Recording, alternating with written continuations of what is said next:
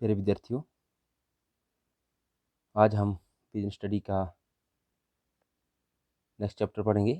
Chapter number 4, व्यावसायिक संगठनों के प्रारूप, जिसमें कि हम व्यावसायिक संगठनों के बारे में पढ़ेंगे और उसके जो पहला रूप है एकाकी स्वामित्व, उसके बारे में भी हम पढ़ेंगे।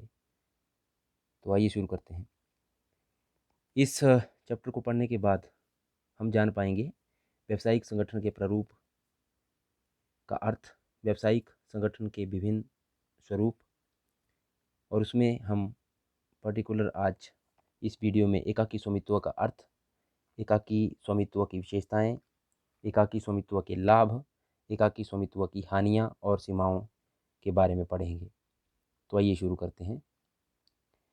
व्यावसायिक संगठन, जैसा कि आप सब जानते हैं कि जब भी कोई ना कोई बिजनेस जो करता है, जैसे हमने भी कोई ना कोई बिजनेस शुरू करना है, तो हमें सबसे पहले यही क्वेश्चन होता है कि उस व्यवसाय का स्वरूप कैसा हो, उसका जो उसका स्वरूप है, उसका जो फॉर्म है, वो किस टाइप का हो। क्या हम अकेले ही उस बिज़नेस को करना चाहते हैं?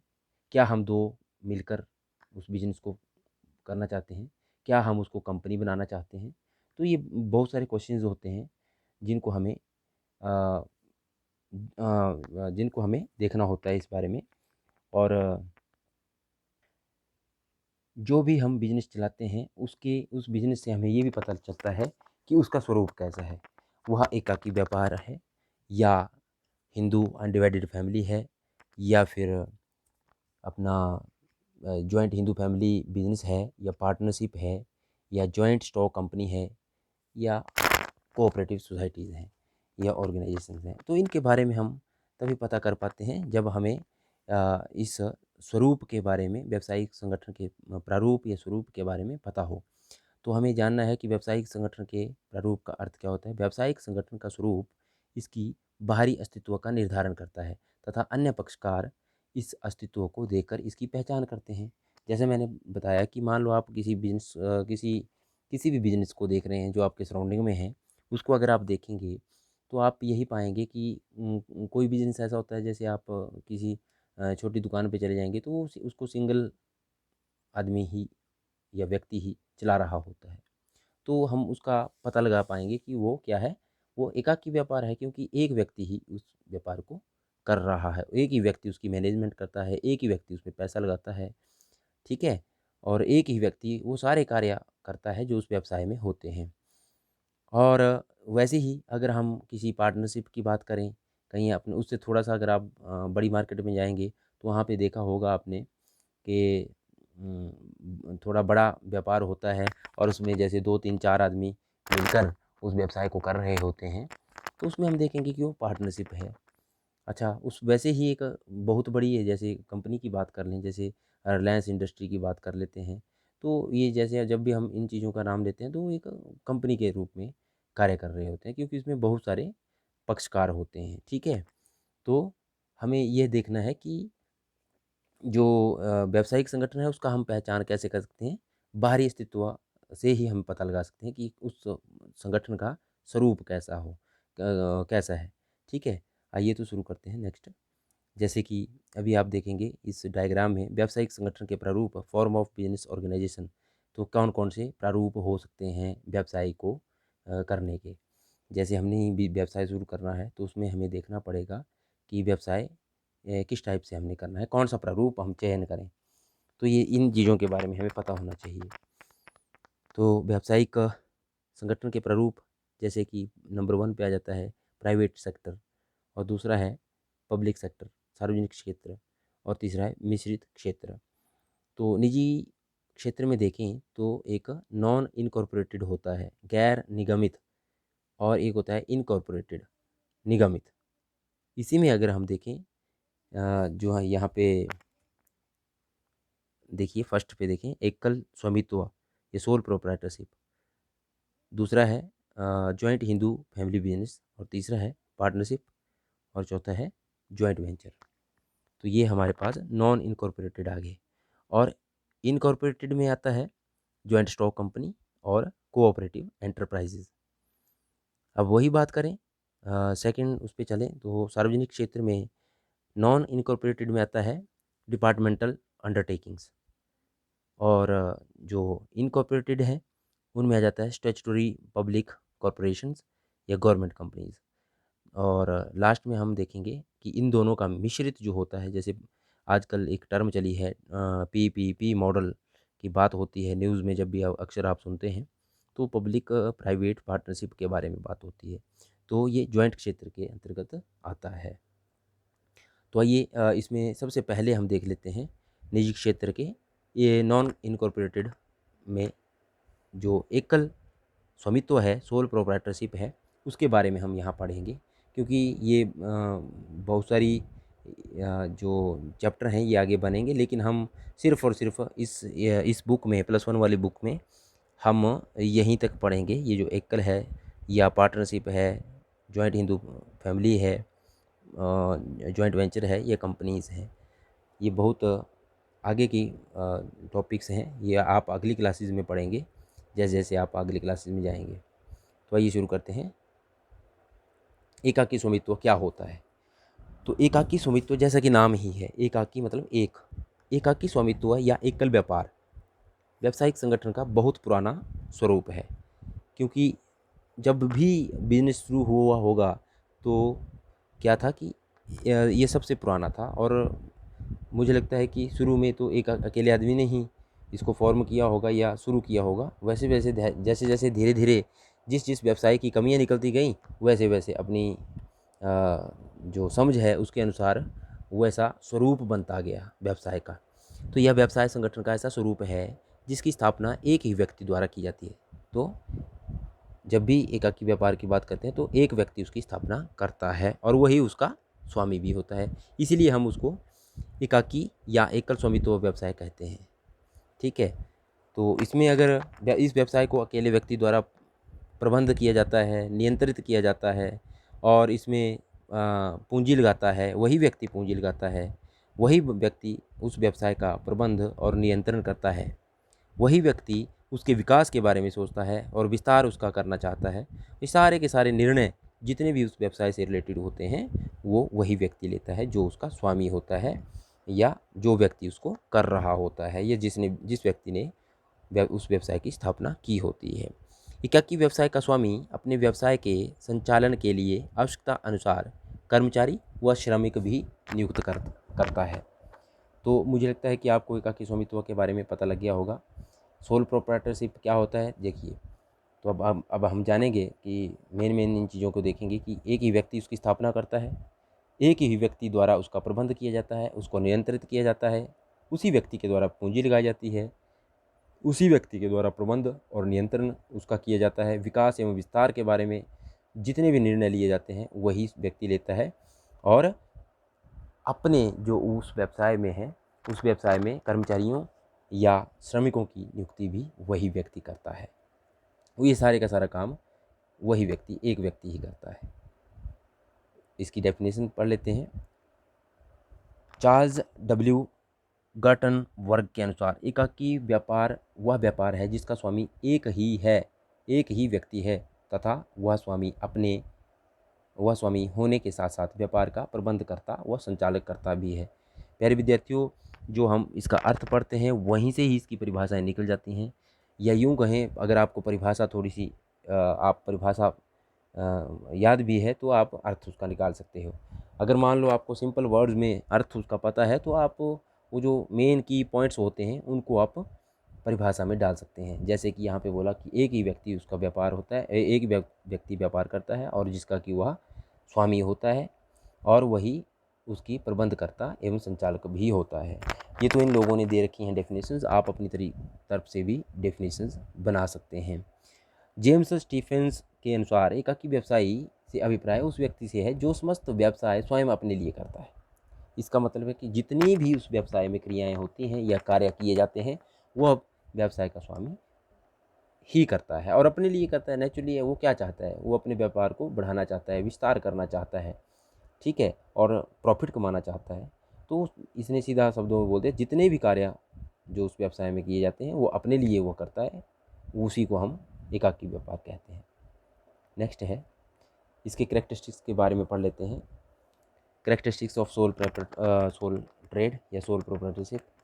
एकल व्यापार की मुख्य विशेषताएं या लक्षण निम्नलिखित हैं। सबसे पहला तो हमने पढ़ा कि सिंगल ओनरशिप होती है, कि कोई भी व्यवसाय है जिस व्यवसाय में एक ही व्यक्ति अगर उसका स्वामी है तो नेचुरली है वही उसकी जो मुख्य विशेषता है वो यही है कि वहाँ पे एक ही व्यक्ति उसका स्वामी होता है।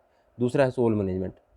अब यही डेफिनेशन में हमने ये सारी चीज़ें पढ़ी, यही सारी चीज़ें हमने अर्थ में भी पढ़ ली कि जो व्यवसाय का प्रबंध एवं संचालन एक ही व्यक्ति या स्वयं व्यक्ति वही व्यक्ति करता है जो व्यवसाय का स्वामी है, तो वो उसकी कैरेक्टरिस्टिक्स हो गई, वो उसकी विशेषता हो गई।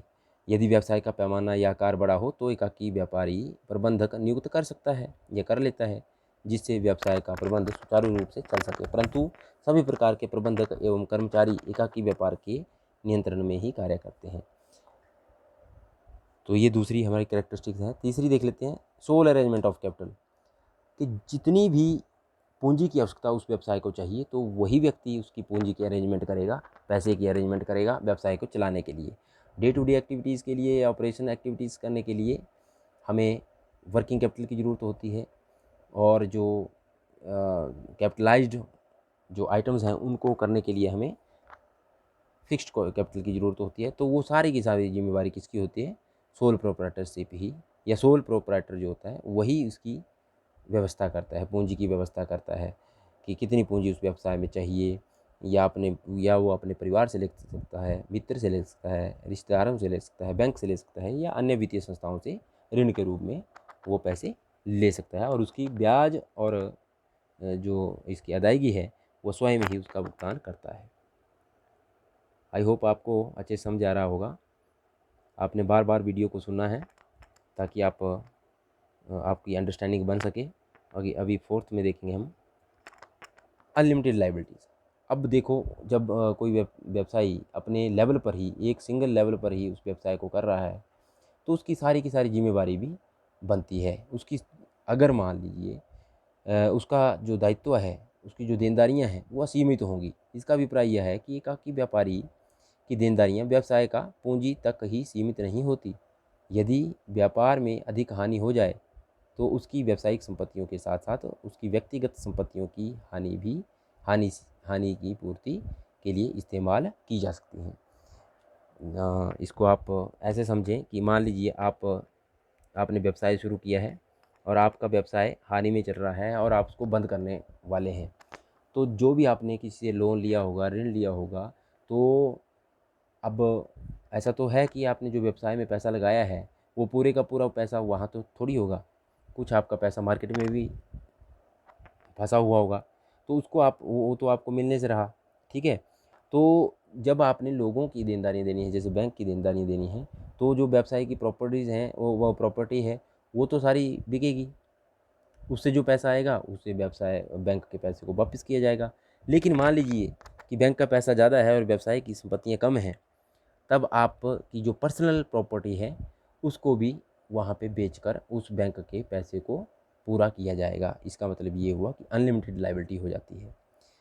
और फिफ्थ है लेस लीगल फॉर्मेलिटीज़। देखिए, जब भी एकाकी व्यवसाय किया जाता है तो उसमें बहुत ही कम कानूनी औपचारिकताएं होती हैं।